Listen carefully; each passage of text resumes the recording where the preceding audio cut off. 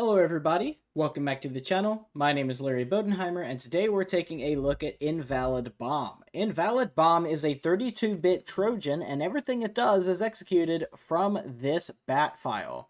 But before we run the file itself, let's go ahead and take a look at it in VirusTotal. So as you can see, we only have 6 detections, and if we take a look in details, this malware sample has been out for a little over 12 hours. Now, the thing with batch files is a lot of AV companies don't actually scan them, and if they do, it's really difficult to actually be able to tell that it is loaded with malware unless you have a signature for it already. So, to the ones that are detecting this, Fortinet, GData, Google, Icarus, Kaspersky, and ZoneAlarm, a round of applause for them. But for the ones that aren't detecting it, I'm not gonna say much about it because BCAF Pro, our AV that detects literally everything's not detecting it. Neither is Bitdefender, neither is MZSoft, neither is ESET, neither is Malwarebytes. Literally nothing's detecting it other than these 6 AVs. So, again, to the ones that do, good job. To the ones that didn't, I'm not going to hold it against them. If we go to details, here is your MD5, your SHA-1, and your SHA-256, but you don't have to type this but yourself if you want to follow along. These will be in the comment section down below. It is detecting this as a text file for some reason, but I mean, as you can clearly see, that is not the case, so we can just ignore that. First submission, I usually never go with these, or actually, no, that's not the creation time, it is just first submission. So yeah, this is when it was first submitted, we'll call that the creation time. And here are your 2 names. It looks like a random string.bat, maybe off of a malware repository, and Bose18mkt.bat. If we go to relations, it does contact 3 domains. One of these look really weird, but it is off of Dropbox, so probably a temporary account. And then we also have GitLab. We do have 3 contacted IP addresses. One of these does come up with 1 result, and it's out of the United States. It also has 1 execution period, which seems to be from a zip folder with 3 detections. It does drop 61 files. And if we take a look, it's not actually flagging many of these as malicious. It does flag a few, but I thought it said there was 61. Oh, good God, how many are there? 880? I swear that just said 61. Okay, we're not looking through every single one of them, obviously, but only a few of them are showing up. This one has 2 detections, and that is the most detected one. If we go to behavior, again, I don't spend much time on behavior on this channel, but if you want to look for yourself, you're more than able to. We do have 3 high, 6 medium, and 1 low crowdsource sigma rule, and we have 1 low, or actually 1 medium and 1 information crowdsource IDS rule. And if we go to community, we can see who's been here already. Thor, Petic, and Jaffa. No idea why Thor has 3 posts here, but okay. Do with that as you will. I'm going to put that on detection, and we'll take a look at the tools we're going to be using to analyze this today. So we have Process Hacker. I'll go ahead and get that ready to analyze the malware. Wireshark, which I'll go ahead and put on Ethernet 0. Zooey, and Process Monitor, which I'll go ahead and clear because there's 12 main events. Last but not least, we could look at the properties, but we're not going to see much because it is just a bat file. It is going to say the attribute is A, but it's not really going to say anything about, like, you know, the details we'd see in an executable file because it's not an executable file, obviously. And last but not least, let's go ahead and pull up Process Hacker and, without any further ado, run the malware. We'll right-click, and we'll click Run as Administrator. We'll click Run as Administrator. Do you want to allow this app to make changes to your device? Windows Command Processor. Yes, I do. And as soon as we open it, it does pop up Command Prompt, and immediately doing things with console host and PowerShell. It is trying to open a docx file, which would be for Microsoft Word. However, we don't have Word on this machine, so I'm not going to be able to open that. But it is still doing other things. So what I'm assuming is it is trying to... I don't know what that would be. I guess it could be installing a Word document with an infected macro maybe, but in 2024 I kind of doubt it. We do also have Python running in the background, so it is running a Python script. As you can see, it did open Microsoft Edge, so it's most likely going to be going through Edge and seeing what delicious, delicious information you have on there. The Python program did just kill its own process, and command.exe and conhost.exe is still running. But if we keep an eye on it, it doesn't look like it's actually using much or any of the CPU. It's obviously going to be using memory because it's resident in memory, it is still active, but it doesn't look like it's using the CPU for anything, which means most likely what it was intended to do has actually already been completed. So we're going to go ahead and go into Wireshark. We have 61,000 packets, so we'll go ahead and stop really quick. We'll save it as 1, and we'll start a new one just in case these two usual suspects do anything suspicious. And we're going to shove this into Zooey. We're going to import data. We're going to go to Documents, double-click 1.pcap, and then while it's processing that, we're going to go into Process Monitor. We're going to do 2 filters here. So we're going to do operation is create file, and process name is bose18mkt.bat. So go ahead and add that. We'll click apply. It might take a few seconds, but it should be done fairly quickly.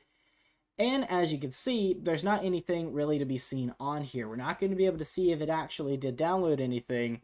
So the next thing that we're going to have to do is change this from bose18mkt.bat to pythonw.exe, which is what we saw in Process Hacker. Shouldn't take too long. And as you can see, we do have 1,504 events. This is what I saw in testing, so it means that most likely these two have already done what they need to do. Now, if we take a look at pythonw.exe, this is going to be running a lot of Python scripts, so unusually, we're going to be looking at some different things in Process Monitor that we're not too familiar with.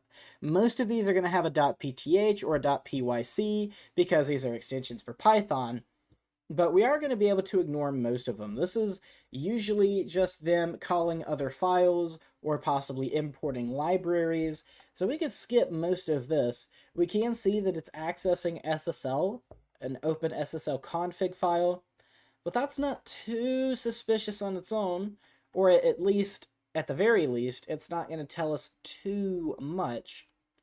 So if we keep going, eventually, we're going to see something very nasty. So if we keep going down here past the character set normalizers, past the PyCache, past the sessions and models, past Cryptodome a second time, and we keep going past PNSR1, we do see that it is finally calling some Windows DLLs, and these are the DLLs we'd usually see from other Trojans on the channel that are not using Python. So it looks like maybe we're getting somewhere. We got some more Python stuff to go through. dix.dat, GenPy, some more DLLs, and it looks like it's accessing the registry. So, not good. We could check really quick and see if it did disable the registry, because that happened in the last video we did. I'm not expecting it to have done so. It probably just changed some registry keys, or added or deleted some. But if we click yes, we can still access registry editor. Okay. Odd. Don't know why it did that twice, but okay. And if we keep going, it looks like we're doing scheduling of some tasks. So perhaps this malware has persistence. We will take a look and see if that is the case.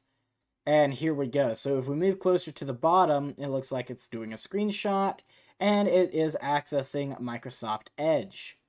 And if we keep looking, it'll tell us what exactly it's accessing.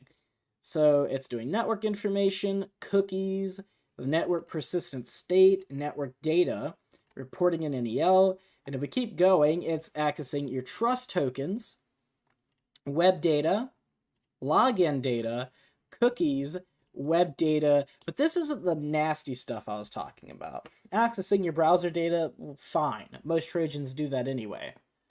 And then we've got Mozilla Firefox, and it's going to do more of the same thing. So it's just taking a check to see what browsers you have installed, and then it's running this for all the browsers it detects. It's not like Luma, where it does try to grab the files of every browser that it knows of. And we're doing another check for web data and login data in Edge again for some reason. And here we go. So this is the nasty part.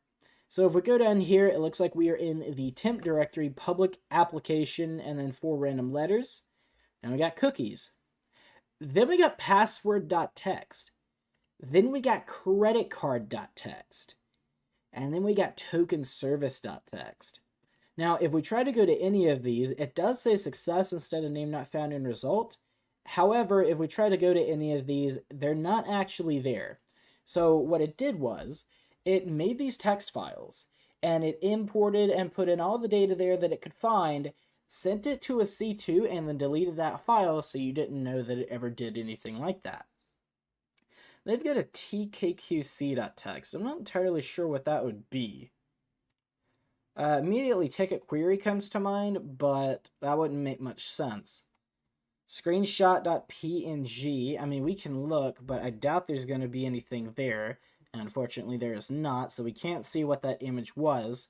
It may have been a screenshot of the desktop. Really no way to know. But if we keep going, we're almost to the bottom. It looks like it's doing this text file check again. And it imported some kind of zip folder, interestingly enough.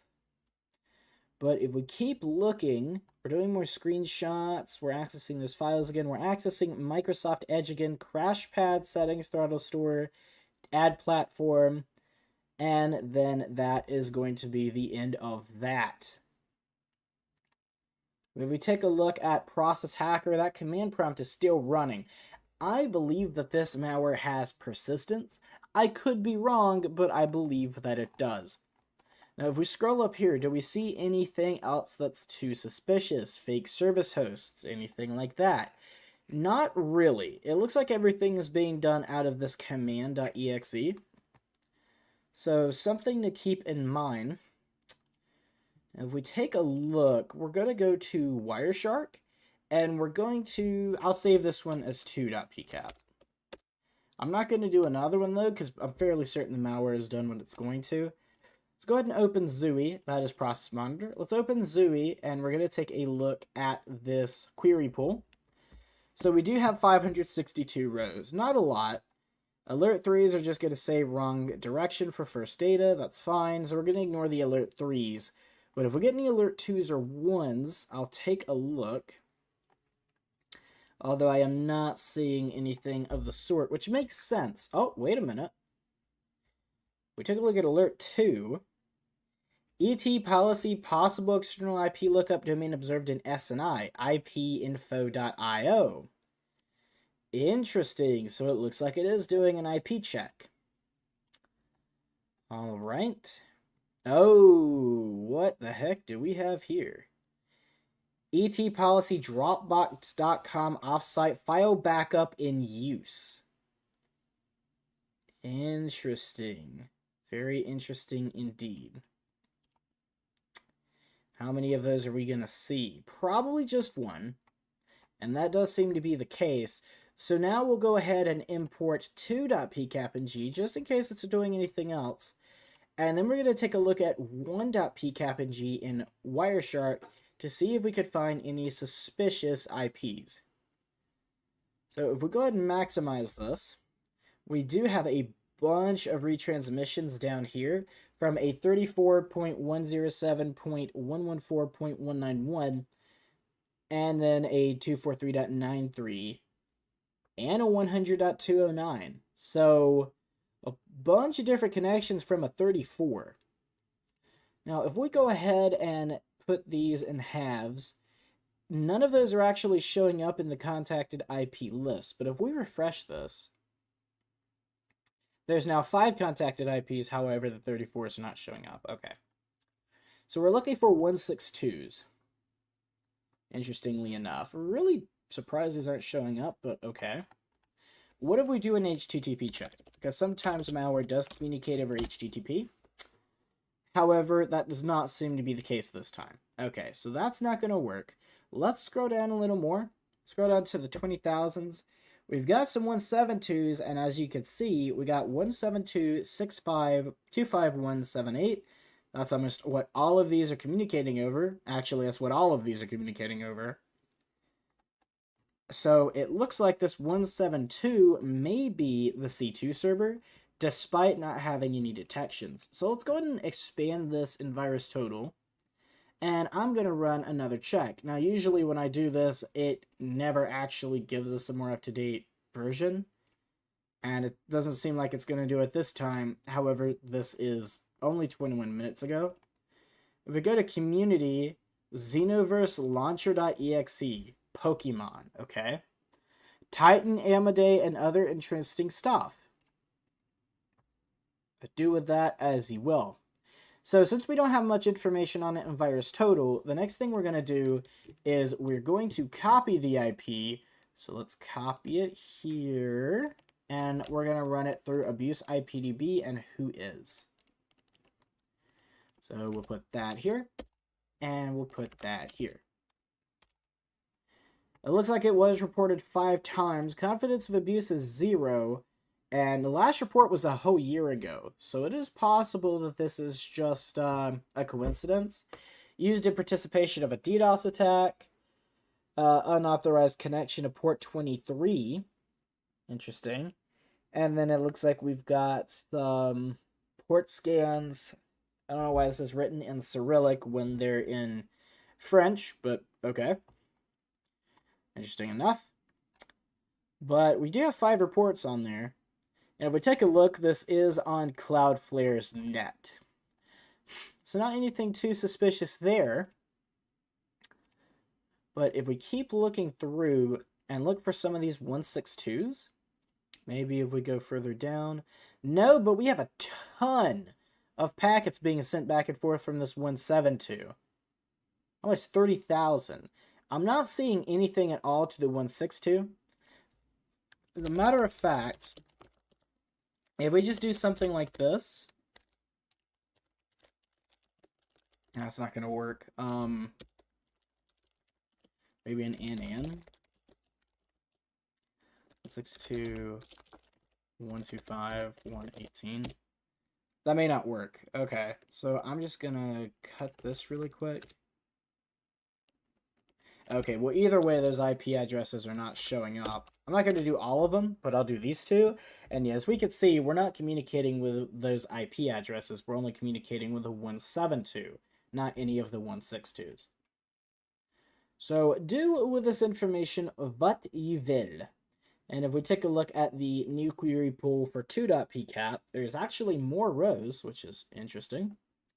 If we take a look through here, is there any more communication happening? Are we accessing that Dropbox, or are we doing anything with ipinfo.io? Probably not, but I was wrong the first time. So, let's see if I'm wrong this time as well, and it does not seem to be the case. So the last thing that we're going to do at this point is we're going to go ahead and restart the computer. I think we've taken a look at everything that we really need to.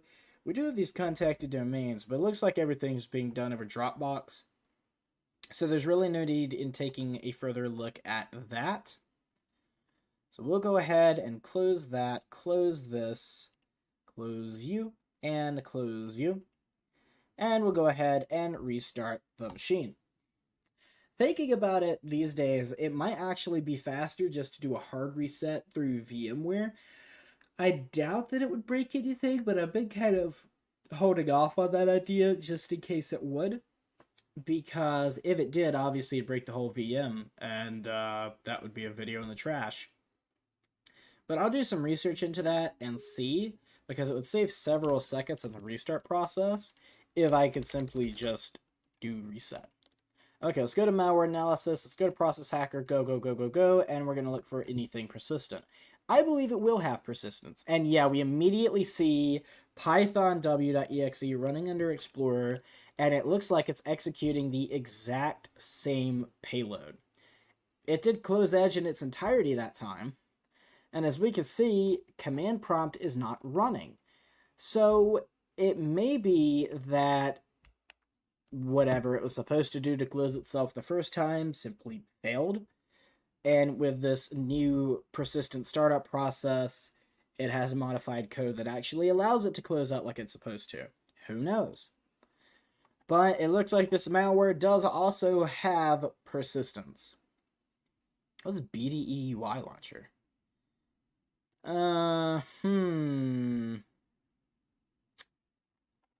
Interesting. If we go back to that report on virus total and we take a look, and we take a look at the relations and go to dropped files, there are 880 of these. I don't really want to go through the whole thing. And all of these look like .pys and .html. So there's really no need looking through that. That's probably just a red herring, a file I've not seen before that's part of Windows or part of a program I've installed. But I doubt that had anything to do with it, because we didn't see anything like that when we looked through Python script, or not the script, but like the results in Python when we were in process monitors. So I'm going to assume that doesn't have anything to do with it. If I find out otherwise, I will let you guys know in the comments of the video. But that is going to be it for, again, I forget the name of the malware, InvalidBOM. So thank you guys for watching this video. If you guys are new to the channel, please make sure to leave a like and subscribe. And if there's anything I did not do in this video that you want to see in future ones, please leave a comment and let me know. My name is Larry Bodenheimer, you guys have been amazing, and I will see you in the next one.